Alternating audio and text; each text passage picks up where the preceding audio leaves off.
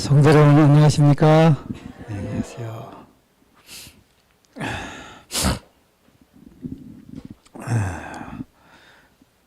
2026년 첫 안식일이 되었습니다. 오늘 하늘 여정의 두 배와 두 폭풍이라는 제목으로 좀 함께 은혜를 나누겠습니다. 새해니까 인사해야겠죠? 네, 새해 복 많이 받으세요. 여러분, 이 인사가 좋은 건가요?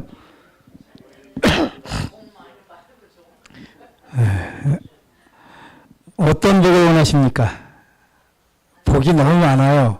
근데 올해 2026년도 첫 해에 2026년도에 복 하나만 원한다면 어떤 복을 원하시겠습니까?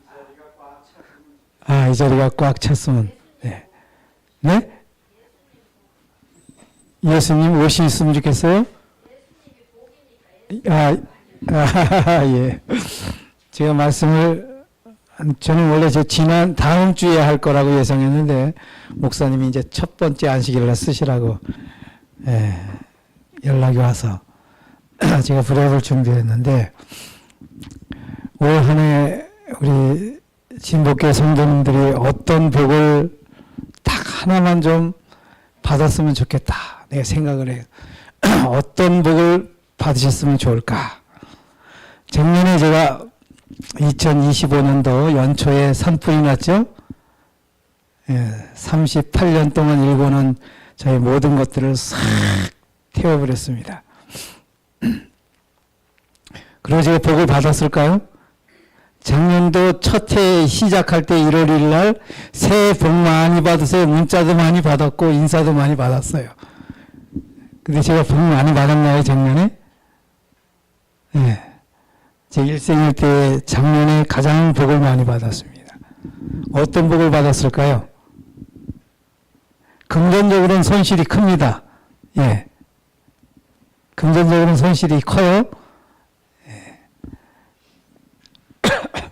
그러나 영적인 복은 참 많이 받았는데 이 말씀 다 한번 읽겠습니다. 시작. 사람들이 세상에 임할 일을 생각하고 무서워함으로 기절하리니 이는 하늘의 권능들이 흔들리겠습니다. 그때 사람들이 인자가 구름 타고 능력과 큰 영광으로 오는 것을 보리라. 이런 일이 되기를 시작하거든 일어나 머리를 들라. 너희 구속이 가까웠느니라 하시더라. 세상에 임할 일을 생각하고 무서워 기절한다 그랬어요. 이게 재림 직전에 있을 어마어마한 사건들입니다. 재림 직전에는 분명히 엄청난 사건이 도래할 거예요.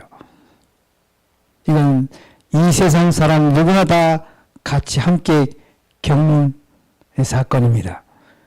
그러나 인자가 올 때 세상에서 믿음을 보겠느냐?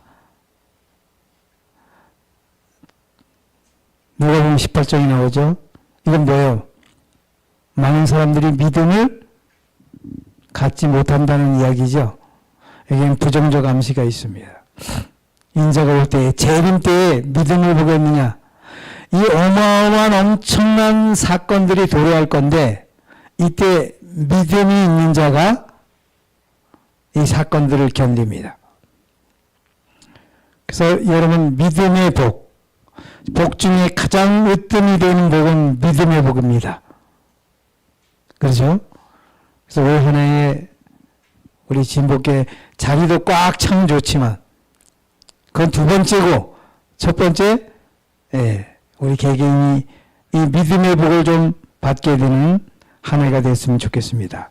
출애굽기 10장에 보면 출애굽기에 보면 10재앙이 나오죠. 10재앙이. 자, 첫 번째부터 세 번째까지는 하나님의 백성도 함께 받는 재앙입니다. 이스라엘을 고센 땅으로 모아 출애굽시키려고 하나님께서 세 번째 재앙까지는 같이 받게 해요. 그러나 네 번째부터 열 번째 재앙까지는 사단의 백성만 받습니다. 이스라엘을 끝까지 잡아 자기들의 노예로 만들려는 애굽의 재앙이 내려요. 그러나 이 세 번째까지 같이 받는 재앙, 이 출애굽기는 상징이에요, 상징. 마지막 재림 직전에 있을 재앙의 상징입니다. 그래서 우리 계시록에 보면 7재앙이 나오죠. 남은 무리는 7재앙 받지 않습니다.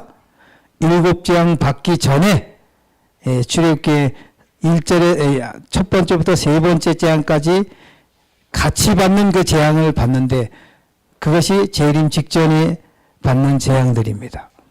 이때 믿음이 없으면 이 어려움들을 극복할 수가 없어요. 재림 성도들은 재림 직전에 있을 첫 번째부터 세 번째 재앙을 믿음으로 잘 극복해야 출세 행합니다. 이때 승천하는 거예요. 첫 번째부터 세 번째 재앙을 성공적으로 감당하기 위해서는 단체가 아닌 개인적 폭풍에서 승리해야 합니다. 작년에 저희들이 맞은 그런 폭풍은 단체가 아니에요. 개인적인 겁니다. 이제 앞으로 재앙이 내릴 때는 단체적으로 내리게 마지막 때에 재림 직전에요. 그러한 단체적인 이 폭풍을 잘 견디려면 이 개인적 폭풍에서 승리하는 경험을 해서 우리가 믿음을 준비해야 된다는 것입니다. 가장 성공적인 재림 준비는 믿음의 준비입니다. 그래서 이번에 하늘 여정의 두 배와 두 폭풍이라는 제목으로 제가 오늘 또 다음 그 다음 세 번에 걸쳐서 이 주제로 말씀을 좀 함께 나누려고 합니다. 첫 번째 제자들의 배입니다. 이건 생명의 배라 그러죠. 끝까지 타고 가야 하는 배입니다. 광풍을 만난 제자들 배. 두 번째는 요나의 배입니다. 이건 사망의 배예요. 이건 반드시 갈아타야 하는 배입니다. 대풍을 만나죠. 아이고. 세 번째는 세 번째 첫 번째 제자들의 배는 루스벨이 일으키는 바람입니다. 이걸 광풍이라 그래요. 배를 침몰시키려고 일으킨 바람이죠. 두 번째 요나의 배는 하나님이 일으키신 바람입니다. 이걸 대풍이라 그래요. 광풍과 대풍. 배를 갈아태우시려고 하나님이 일으키신 바람이에요. 자, 첫 번째 제자들의 배는 예수께서 깨어 바람을 꾸짖으시며 바다더러 이르시되 잠잠하라 고요하라 하시니 바람이 그치고 아주 잔잔하여지더라. 두 번째 요나의 배에는 주 여호와께서는 주의 뜻대로 행하시니이다 하고 요나를 들어 바다에 던짐에 바다에 뛰는 것이 곧 그친지라. 이렇게 해서 광풍과 대풍이 마무리가 되죠. 자, 인생 신앙삶은 필연 둘 중 한 배를 타야만 되는 것입니다. 반드시 타게 돼 있어요. 여러분이 지금도 타고 계셔요. 근데 이 배가 어떤 배인지 폭풍과 광풍과 대풍을 만날 때 알게 되는 것입니다. 나는 지금 어떤 배를 탔으며 어디로 가고 있는가? 내가 지금 탄 배는 내려야 하는 배인가? 견뎌야 하는 배인가? 요나의 배라면 반드시 어떻게 돼요? 내려야 돼요. 제자들이 탄 배는 반드시 견뎌야 돼요. 그죠? 두 배와 두 바람을 그럼 무엇을 어떻게 구분할 수 있을까? 앞으로 3시간에 걸쳐서 제가 이 문제를 다룰 텐데요. 저는 올해 불이 딱 났을 때 이게 무슨 바람이라는 게 딱 오더라고요. 그걸 딱 아니까 내가 취해야 할 행동이 선명해져요. 그래서 그대로 취했더니 그대로 성경대로 이루어지는 것을 제가 보게 됩니다. 그래서 하나님을 아는 지식이 가장 중요합니다. 세 번 다루게 될 주제, 제자들의 배, 생명의 배. 이 배는 예수님이 함께 타신 배입니다. 사단은 배 밖에서 있죠? 끝까지 타고 가야 하는 배입니다. 자, 요나의 배는 사망의 배입니다. 이건 사단이 승선한 배예요. 사단이 함께 탄 배예요. 요나의 배는. 예수님은 그 배에 타지 않았습니다. 배 밖에 있죠. 이것은 반드시 갈아타야 하는 배입니다. 자, 혼재된 배, 혼합되어 있어요. 생명의 배라고 제가 이렇게 써놓습니다. 생명의 배와 사망의 배가 혼재되어 있는데 예수님 사단 다 탔어요, 이 배. 승선 또 하선을 동시에 하는 배입니다. 오늘 주제는 하늘 여정의 두 배와 두 폭풍 원입니다. 1, 2, 3입니다. 오늘 첫 번째 시간에 제자들의 배입니다. 생명의 배, 예수님이 함께 타신 배. 사단은 밖에서 광풍을 일으키죠. 이 배는 절대 내리면 안 되는 배죠. 끝까지 타고 가야 하는 배입니다. 부제가 잠잠하라 고요하라입니다. 잠잠하라 고요하라. 자, 본문입니다. 그날 저물 때에 제자들에게 이르시되 우리가 저편으로 건너가자 하시니 저희가 무리를 떠나 예수를 배에 계신 그대로 모시고 가매 다른 배들도 함께 하더니 큰 광풍이 일어나며 물결이 부딪혀 배에 들어와 배에 가득하게 되었더라. 예수께서는 고물에서 베개를 베시고 주무시더니 제자들이 깨우며 가로되 선생님이여 우리의 죽게 된 것을 돌아보지 아니하시나이까 하니 예수께서 깨어 바람을 꾸짖으며 바다더러 이르시되 잠잠하라 고요하라 하시니 바람이 그치고 아주 잔잔하여지더라. 이에 제자들에게 이르시되 어찌하여 이렇게 무서워하느냐 너희가 어찌 믿음이 없느냐 하시니 저희가 심히 두려워하여 서로 말하되 저가 니기의 바람과 바다라도 순종하는고 하였더라. 익히 아시는 말씀이죠. 자, 그날 예수님의 생애 중에서 가장 다사한 날이었습니다. 예수께서는 종일 가르치시고 또 치료하셨습니다. 저녁이 되었으나 군중은 여전히 예수에게 밀려왔고요. 예수께서는 잡수시거나 쉴 여가도 거의 얻지 못하시고 날마다 그들을 위하여 봉사하셨습니다. 예수께서는 군중을 떠나시자마자 제자들은 예수를 배에 계신 그대로 모시고 황급히 출발하였습니다. 그러나 그들만 떠난 것은 아니었다. 해변 가까이에는 다른 고기 잡는 배들이 있었는데 이 배들은 예수를 따라 여전히 그를 보고 싶어하며 그의 말씀을 듣기를 갈망하는 사람들로 삽시간에 가득 찼다. 피곤과 시장길을 이기지 못하신 예수께서는 뱃전에 누우셔서 잠이 드셨다. 잔잔하고 상쾌한 저녁이었다. 호면은 한결같이 고요하였다. 그런데 갑자기 어둠이 하늘을 덮더니 바람이 게네사렛 동쪽 연안 일대의 산골짜기들을 맹렬히 엄습하고 뒤이어 호수에는 갑자기 폭풍이 일어났다. 바람에 격동하는 파도는 제자들이 탄 배를 사납게 때리면서 삼켜버릴 듯이 위협하였다. 저희의 생애를 그 호수에서 보낸 그 강인한 어부들은 많은 폭풍을 겪으면서도 지금까지 그들의 배를 안전하게 이끌어 올 수 있었으나 그러나 이번만은 그들의 능력과 기술이 아무런 소용이 없었다. 그들은 태풍에 붙들려서 꼼짝할 수가 없었고 배가 물에 차는 것을 보자 그들은 희망을 잃고 말았다. 자신을 구원하려고 노력하는데 열중한 그들은 예수께서 선상에 계시는 것을 잊어버렸다. 저희의 노력이 숲으로 돌아가고 죽음만이 저들 앞에 놓인 것을 깨닫자 저들은 누구의 명령으로 바다를 횡단하기 위하여 출발하였던가를 기억하였다. 그들의 유일의 소망은 예수에게 있었다. 무기력과 절망 속에서 그들은 선생님이여 선생님이여 하고 부르짖었다. 그러나 짙은 암흑은 그들의 시야에서 예수를 숨기었다. 그들의 목소리는 태풍의 노성에 삼켰으며 아무 대답도 없었다.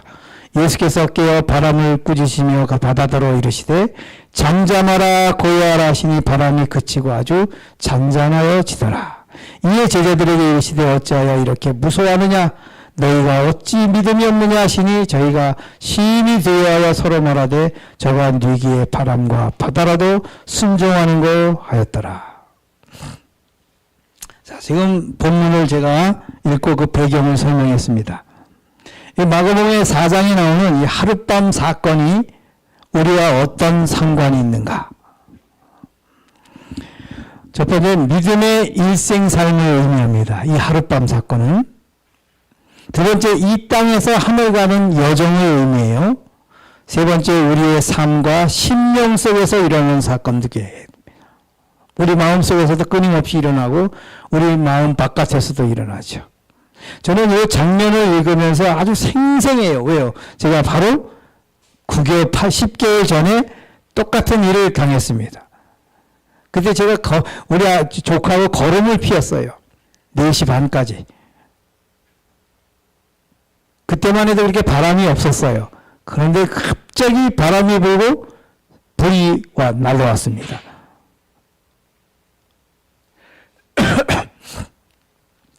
자, 유익한 성경 연구 방법이 있는데 모든 사건 속의 인물은 다 나를 가르친다.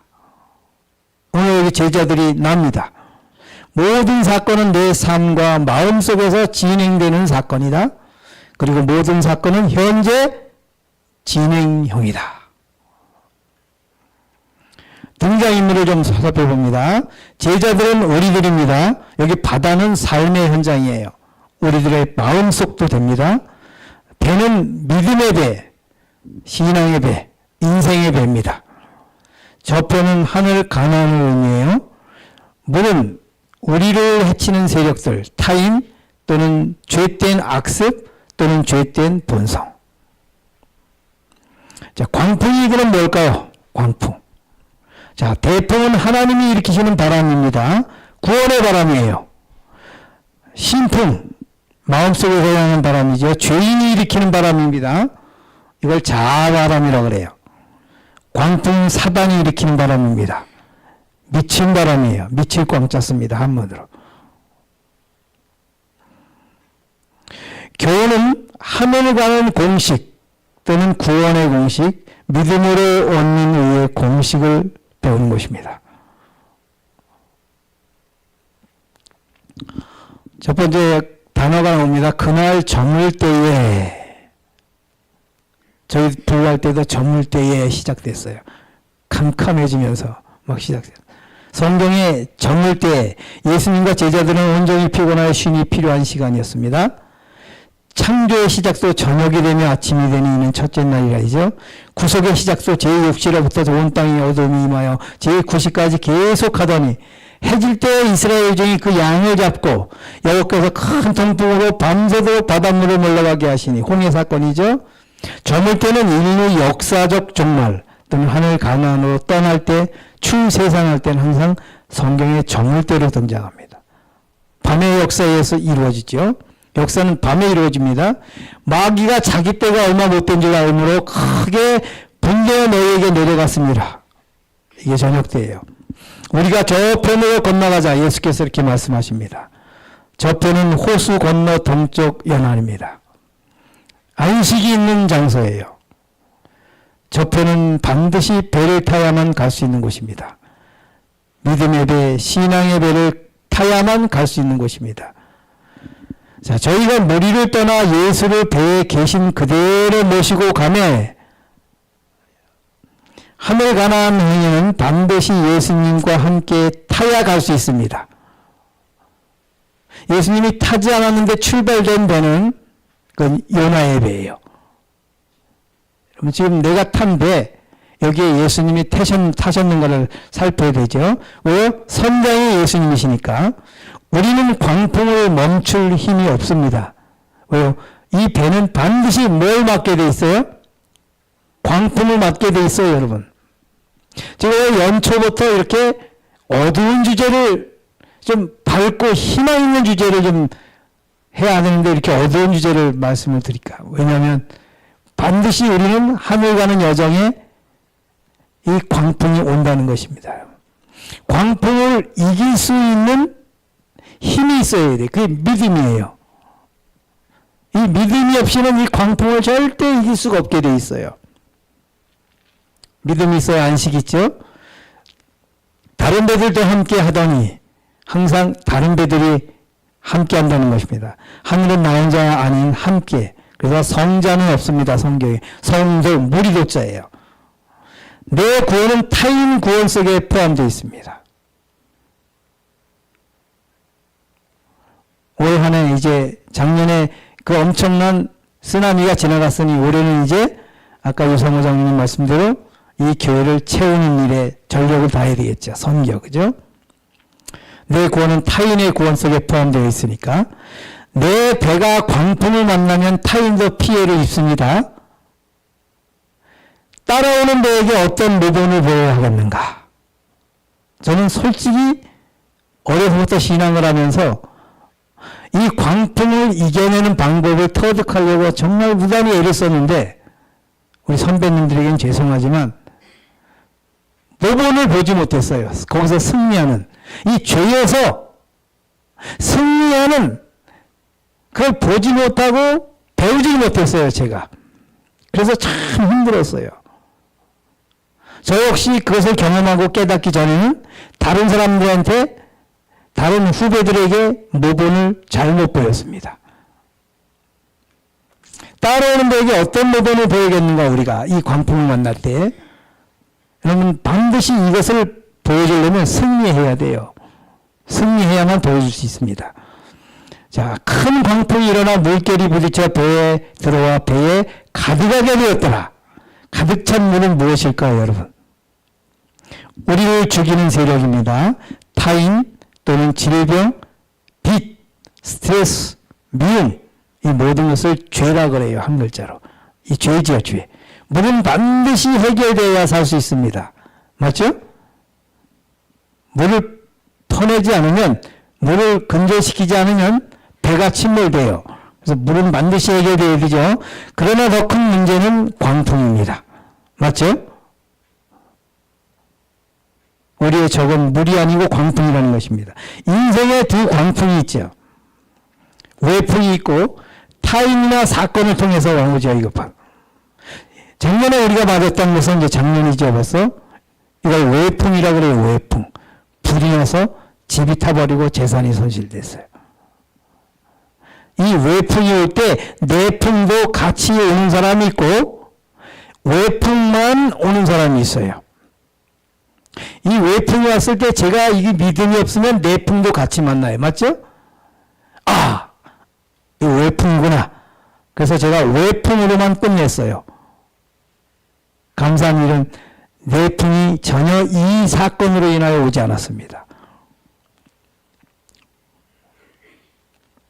내풍은 내 자아, 이기심, 교만을 통해서요. 내 자아, 이기심과 교만이 내게 있었다면 아마 잠을 못 잤을 거예요. 억울해서. 그걸 어떻게 만회합니까?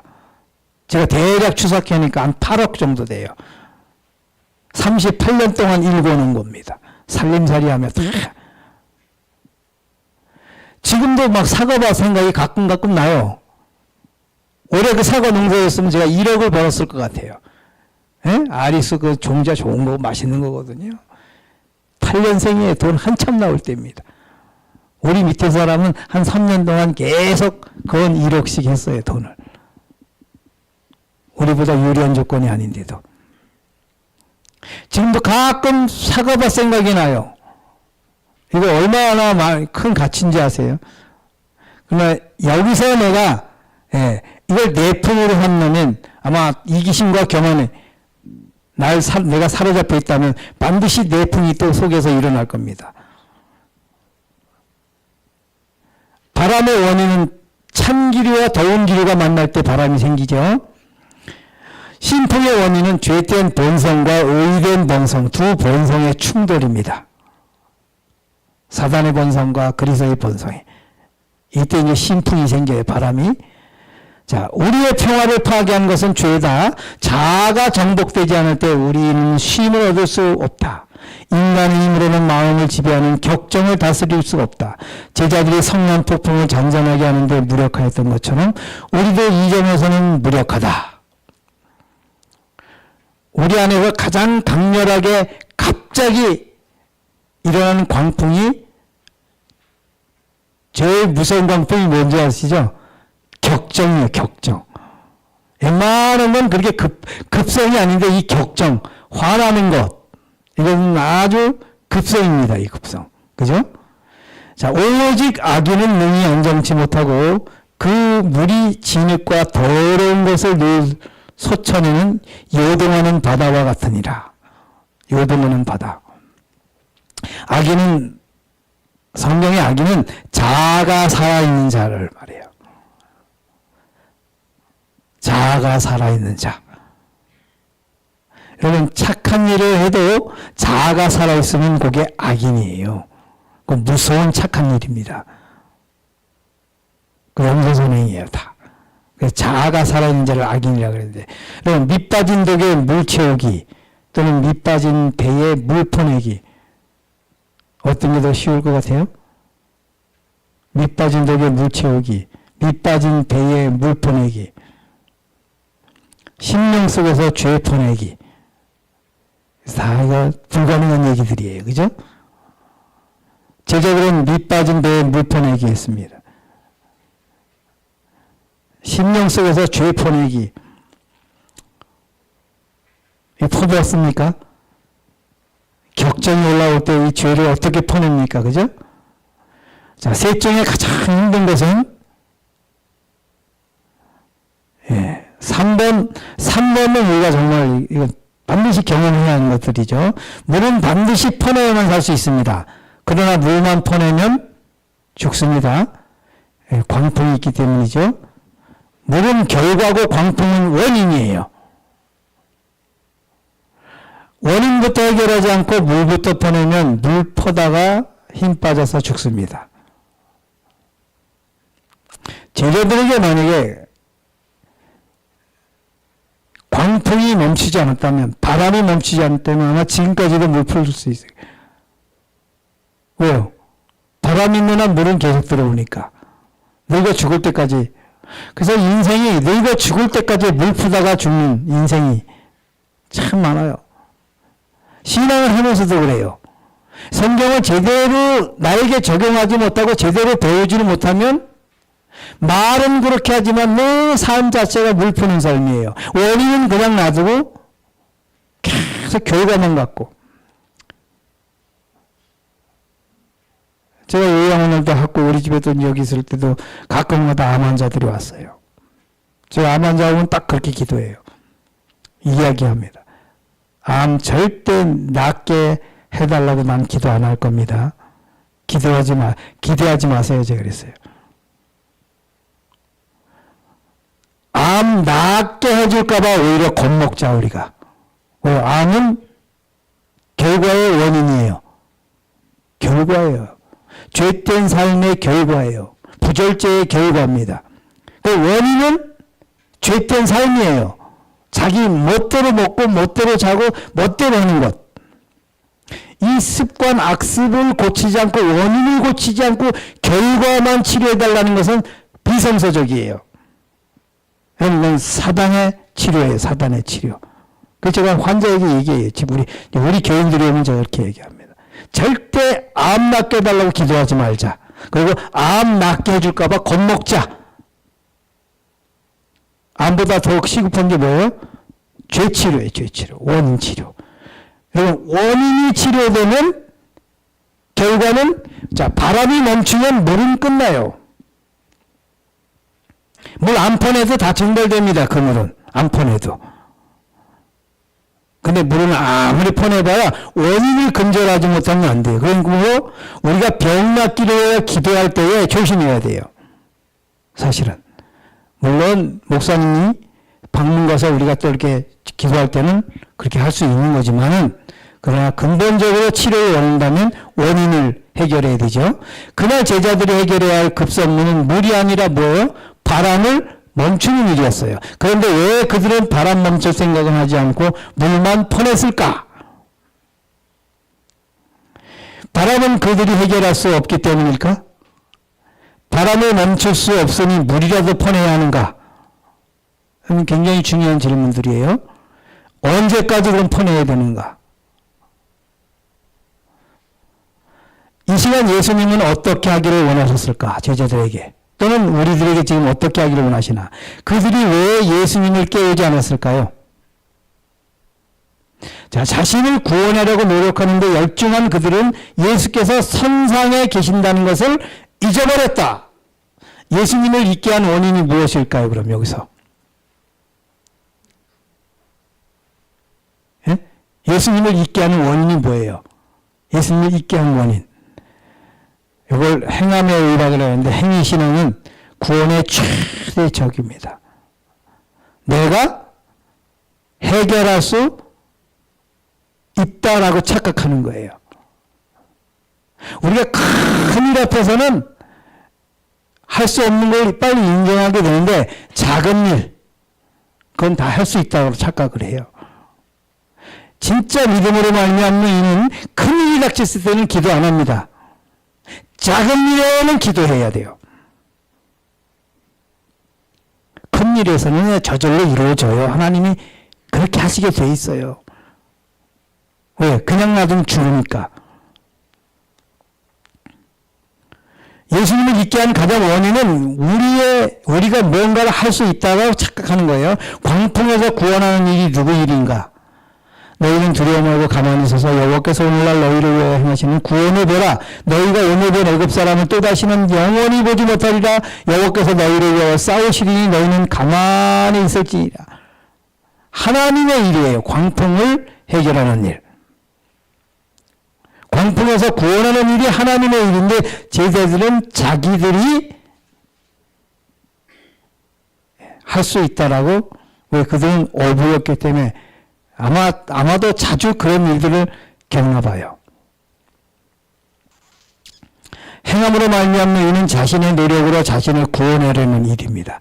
인간의 일과 하나님의 일을 구분하지 못하는 것을 행함으로 말미암는 일이라고 그러는데, 이 사건 속에서 인간이 해야 하는 일이 그럼 과연 무엇인가? 물 퍼내는 일, 바람 멈추는 일? 둘 다 아니죠? 근데 모두가 다 물 퍼내는 일은 익숙합니다. 바람은 멈출 수 없죠. 근데 물은 퍼낼 수 있다라고 착각해요. 만약에 제자들이 지금까지 살았고 지금까지 예수님이 바람을 멈춰줬다면 제자들은 지금까지도 물 풉니다. 체력이 있는 한. 물 퍼내는 일은 어리석은 일이에요. 바람 멈추는 일은 불가능한 일입니다. 맞죠? 물 퍼내는 일에 한 번 휘말리면 계속 푸게 되며 결국 물 푸다가 죽습니다. 건강한 자와 병든 자 중 누가 물 퍼내는 일이 쉬울까요? 건강한 자. 그래서 건강한 자는 의원이 쓸데없다. 예수님이 그러셔요. 왜? 바리새인들은 너무나 영적 체력이 좋은 사람들이었어요. 건강한 사람들이었어요. 그래서 율법 지키는 것도 그렇게 어렵지가 않았어요. 바리새인들과 강도들 중 누가 구원받는 일이 어려울까? 바리새인이 훨씬 더 어려워요. 참 아이러니하죠? 사단의 고단수 전략은 물을 퍼낸 만큼만 지속적으로 공급한다는 것입니다. 제가 살아보니까 그래요. 한 번에 많이 안 줘요. 왜? 한 번에 많이 주면 바가지 안 쓰니까.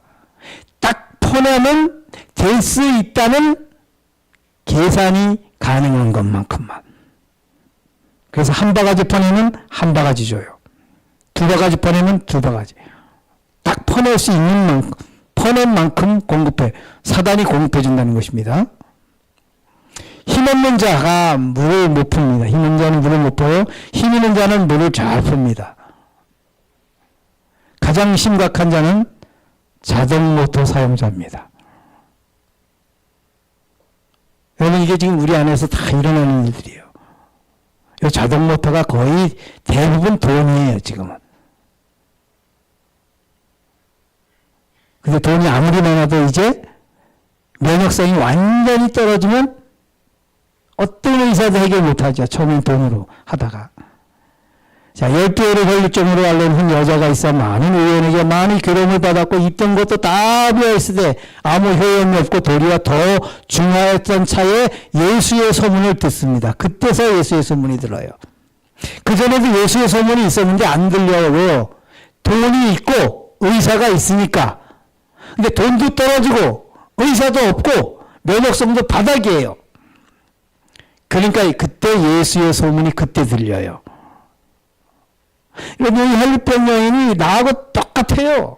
지금 내 현주소라는 것입니다. 이걸 깨달은 사람은 치료함을 받고 이걸 못 깨달으면 여전히 물 푸는 일을 하게. 여자는 몇 년간 물을 폈는가?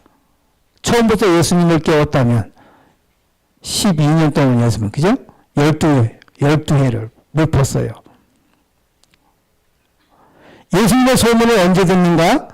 그녀에게 동일한 물바가지와 의원이 없었다면 좀 더 빨리 예수님을 깨워서 광풍을 멈출 수 있었을 것이다.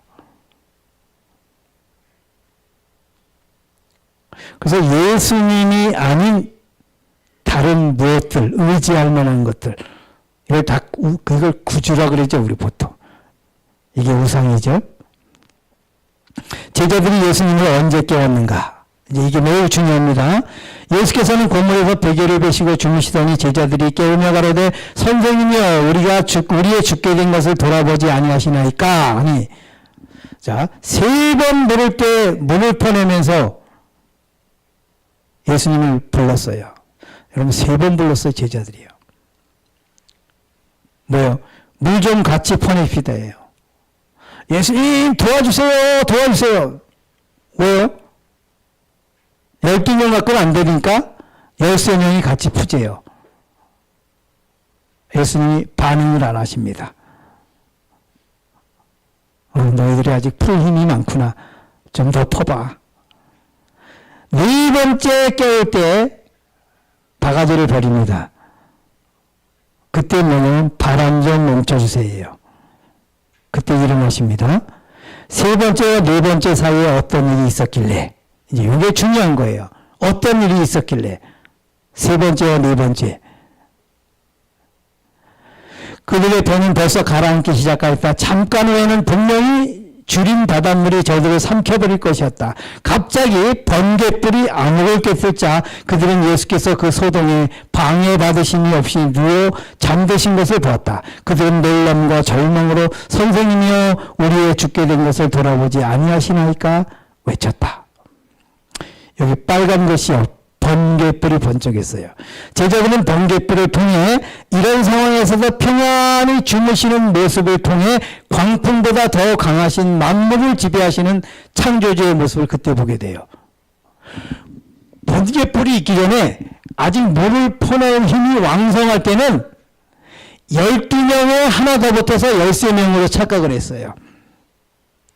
근데 힘 떨어지고 더 이상 풀 수 없을 때에 이제 번갯불이 번쩍이면서 주무시는 예수님을 그때 목격해요. 그때 제정신이 옵니다. 저분이 어떻게 저렇게 주무실 수 있지? 저분이 입에서 나오는 모든 말씀이 다 어떻게 해요? 명하면 이루어지게 하는 창조주의 하나님의 아들. 그때 예수님의 정체를 분명히 깨닫게 돼요. 그전에는 예수님 도와주세요. 물 좀 같이 풉시다. 선생님이었어요. 선생님, 구주가 아니고. 근데 이제 더 이상 풀 수 없을 때 번갯불 통하여 예수님의 참모습을 보게 될 때에 그들은 바가지를 버릴 수 있었고, 저분은 물 푸는 분이 아니고 어떤 분이에요? 바람을 멈추는 분이구나. 얼마 전 물로 포도즙을 만들었죠. 중풍병자를 일으키셨어요. 인류의 구주를 보게 됩니다. 그들은 구주를 볼 때야 비로소 물바가지를 버릴 수 있었다. 그들이 언제 물바가지를 버렸을까? 평온히 주무시는 모습을 본 후입니다. 구주를 어떻게 볼 수 있었을까? 번갯불. 이 번갯불이 성령이십니다. 여러분, 성령의 번갯불이 가끔 우리의 삶 속에서 번뜩여 주셔요. 그때 기회 포착을 잘 하셔야 합니다.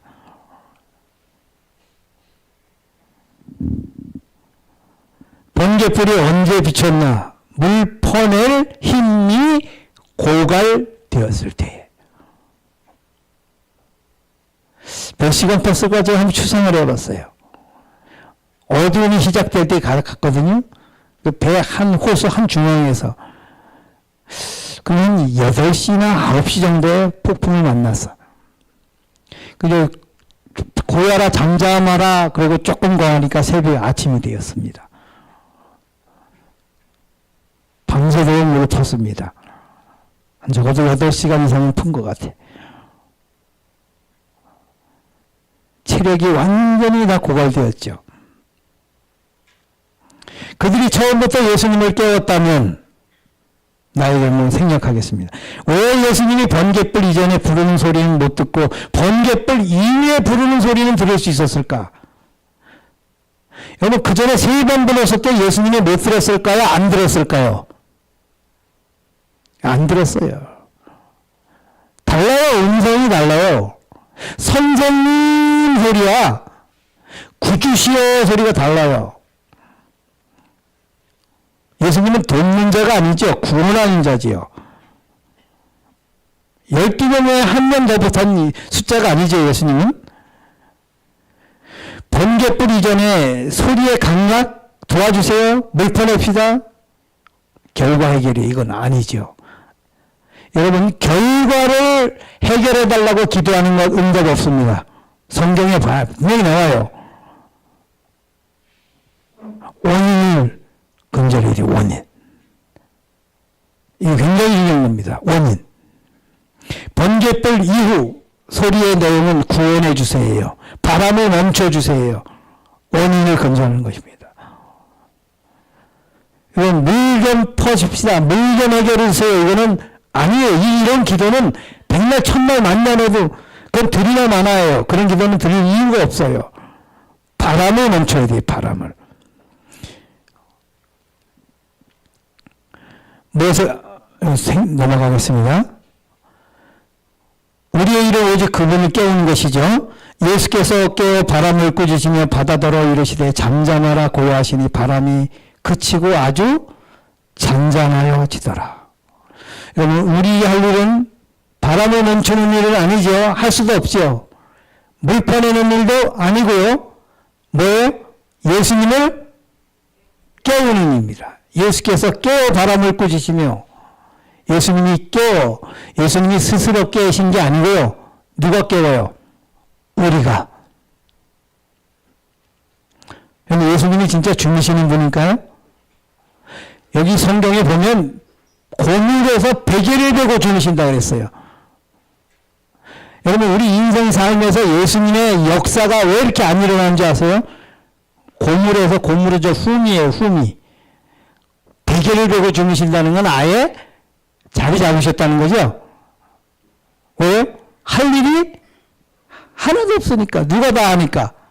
내가. 그 예수님의 역사가 일어나는 게 아닙니다. 누가 누구에게 하시는 말씀인가? 바람을 꾸짖으시며 바다더러 이르시되 잠잠하라 고요하시니 바람이 그치고 아주 잔잔하시다. 여러분, 예수님이 누구에게 하신 말씀이에요, 이게? 고요하라, 잠잠하라. 예수님이 바다에게? 성경을 이렇게 보면 이건 1차원이에요. 성경을 이렇게 보면 절대 우리 안에서 변화가 안 일어나요. 예수님이 바다에게, 자, 예수님이 사단에게, 공포를 일으킨 사단에게? 아니에요, 여러분. 근본 원인을 추적해야 돼요. 예수님이 누구에게요? 퀘션 마크 3개 달아놨습니다. 여기 이름. 권중형. 석사님 이름을 해야 돼요. 예수님이 나에게입니다. 나에게 잠잠하라 고요하라. 이게 뭐예요? 물 푸지 말아라. 제발 좀 깝죽대지 말아라. 네가 뭘 해결할 수 있다고 폼 잡지 말아라. 아무것도 할 수 없다는 거 빨리 인정하고 뭘 버리길 원해요? 물바가지를. 여러분, 우리는 어떤 삶의 삶 속에서 이 물바가지, 성능 좋은 물바가지들을 자꾸 비장하죠. 초고속 자동모다. 이게 제일 무섭습니다. 자동모다 사용하는 사람들이 많아요. 근데 일요일 본능은 그때 정전이 될 거예요. 자동모다 정전되면 뭐 쓰죠? 발전소 소장, 변전소 소장이 누군지 아세요? 로스벨이에요. 지금은 자동모다를 잘 쓰게 만들다가 일요일 본능 때 딱 정전이 됩니다. 이때는 못 알아? 무용지물이에요. 빨리 물바가지를 버리고 예수님을 깨워서 바람을 멈추는 경험을 해야 돼요. 우리가 자신을 포기하는 것, 이것이 그리스도의 가르침의 요지이다. 자, 꼭 기억해야 할 세 가지 교훈만 제가 말씀드리겠습니다. 첫째, 항해의 시작은 예수님이 하셨다. 예수님이 가자 그래서 이 배의 출발은. 여러분, 우리 신앙 누가 출발시켰어요? 예수님이요. 내가 똑똑해서 한 거 아니죠? 예수께서 출발시켰습니다. 예수님의 모든 것을 책임지십니다. 출애굽기에서부터 가나안 입성까지. 그죠?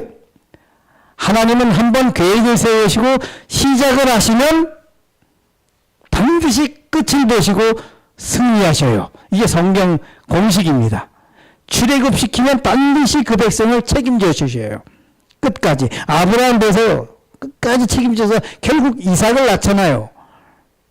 믿음으로 이삭을 못 낳으니까 나중에 믿음을 키워서 이삭을 제물로 드리는 그 믿음, 더 큰 믿음을 만들어 주시잖아요. 시작을 하시면 반드시 끝을 맺으시는 하나님이시죠. 바람이 빨리 멈출수록 타인의 배도 고생을 덜합니다.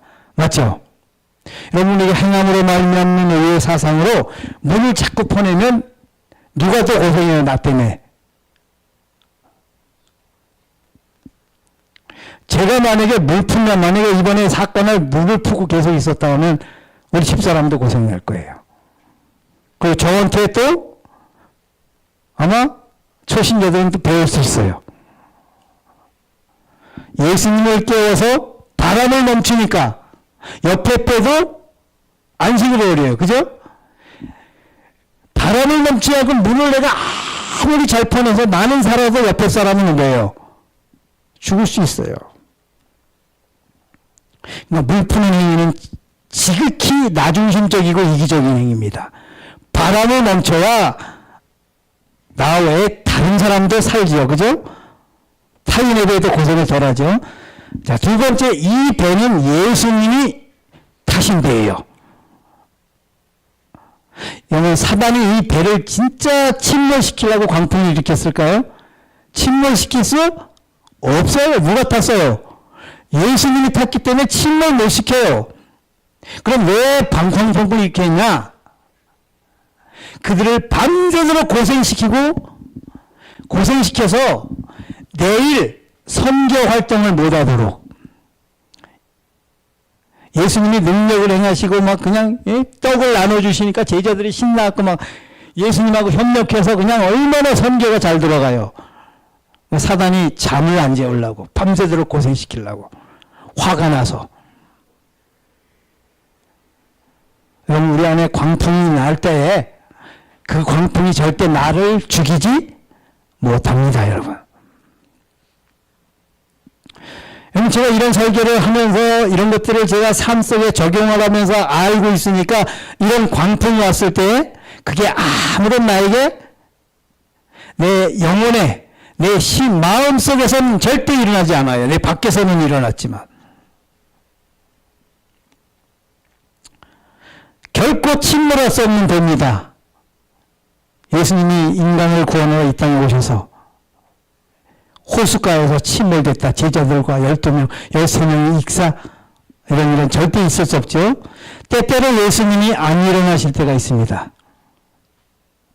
아무리 부르짖고 깨워도 심지어는 물바가지를 버렸어도 그때 어떻게 해야 된다고요? 잊어버렸죠. 얘가 옛날에 내가 설교한 것 같은데 여기서요. 그때 어떻게 해야 돼요? 깨워도 답장이 없을 때가 있습니다. 여러분, 그때 가장 좋은 방법은 예수님 옆에서 함께 자는 거예요. 여러분, 물바가지 버리고 예수님 옆에서 안 일어날 때 예수님 앞에서 그냥 두려워버리면 바람이 멈추게 돼 있어요. 이것도 경험하셔야 돼요. 특히 누구와 오해한 삶. 그 메리스에 된다는 목사님이 그 막 이상한 여자가 막 소문복 들여서 막 혹시 들으셨어요, 목사님? 제 은평교회 같은 양정 목사님 이제 미국 앤드루스 공부하러 갔다가 찾아갔대요. 이 소문이 어떻게 해서 이렇게 된가. 나는 목사님이 그럴 일 없지만 믿지만은 그래도 이 소문이 이렇게 났으니 목사님이 웃으시더래요. 그래서 어떤 여자가 자기를 좀 좋아하는 그런 사람이 있었나 봐요. 헛소문을 막 퍼뜨려서 이 목사님이 그냥 기도만 했대요. 그 해명하려고 막 애쓰지 않고 이럴 때 그게 바로 예수님 옆에서 그분께 맡기고 차는 거예요. 그분이 필요하면 일어나서 바람을 멈추겠지. 예수님 죽으면 나도 함께 죽고 예수님 살면 나도 함께 사는 거예요. 예수님하고 운명을 같이 하는 것이죠. 때때로 예수님이 안 일어나시는 때가 있습니다. 이때는 예수님 옆에가 주무시는 경험. 이것도 해볼 만한 경험입니다. 하나님께 온전히 맡기고 그때는 어떻게 해야 할까요? 물이라도 퍼내야 하나? 함께 잠을 자도 바람을 멈출 수가 있습니다. 사단은 제자들을 겁쓸 수는 있어도 죽이지는 못합니다. 자, 마지막 세 번째, 마침내 이 배는 목적지에 도착했다. 고생은 좀 더 했지만 목적지에 도착했습니다. 마침내. 여러분, 요르단강에서 6장에 가면, 마가복음 6장에 가면 이번에 광풍이 또 와요. 또 그런데 그때 예수님이 타지 않았다는 걸 깨달아요. 그때는. 와, 그때는 예수님이 타셔서 밤새도록 고생을 했지만 예수님이 타셨기 때문에 깨워서 광풍을 멈췄는데 지금은 예수님이 이 배에 없어. 그들이 또 흔들려요. 예수님이 그걸 다 알고 서서 저기서 걸어오셔요. 기도하다가 제자들이, 사단이 제자들을 가지고 노는 걸 보고 예수님이 믿음 없는 제자들 때문에 헛수없이 기도 중단하고 오시는 거예요. 오시는데 뭐로 봐요? 유령으로 봐요. 여러분, 예수님이 이 배에 탄 것이 안 보여도 탔어요, 예수님은. 그죠? 제자들이 유령으로 보지 말아 있어야 돼요. 정상적인 제자들이 이래야 돼요. 아, 이 배에 예수님 탄 거 안 거, 안 타고 탄 거는 상관없어. 예수님 분명히 상황이 이런 걸 아시고 오실 거야. 만약에 이렇게 믿음이 있었다면 올 필요도 없었겠죠, 예수님이. 그죠? 근데 전혀 올 거란 생각을 못 하죠. 그러니까 유령으로 보는 거예요. 만약에 올 거라고 생각했다면 유령으로 봤을까요? 베드로가, 야, 봐라! 저 오시잖아! 예수님 오시옵소서! 원래 이랬어야 되는 거예요. 이때는 이 배는 마침 조금 곁길을 나갔는데 마침내 이 배는 목적지에 도착했습니다. 이 배는 때때로 광풍을 만날지언정 분명히 도착합니다. 그리고 광풍은 필수예요. 여러분, 광풍을 피하지 마세요. 광풍은 반드시 오게 되어 있는데 온 만큼 나에게 유익일까요, 손해일까요? 유익입니다. 우리 재산을 1년 전에 싹 쓸어 갔어도 그걸로 인하여 저는 분명히 유익을 이미 그때 불 났을 때부터 얻기 시작했어요. 반드시 광풍은 잘 극복하면, 예수님이 시키는 대로 해서 잘 극복하면 반드시 유익을 얻게 된다는 것입니다. 이 배에서 절대로 내려서는 안 되죠. 태풍을 만난 배에서는 빨리 뛰어내려야 하지만 광풍을 만난 배는 끝까지 타고 있어야 합니다. 아무쪼록 이 배는 예수님이 출발시켰다. 이 배는 예수님이 함께 타셨다. 이 배는 마침내 목적지에 도착했다.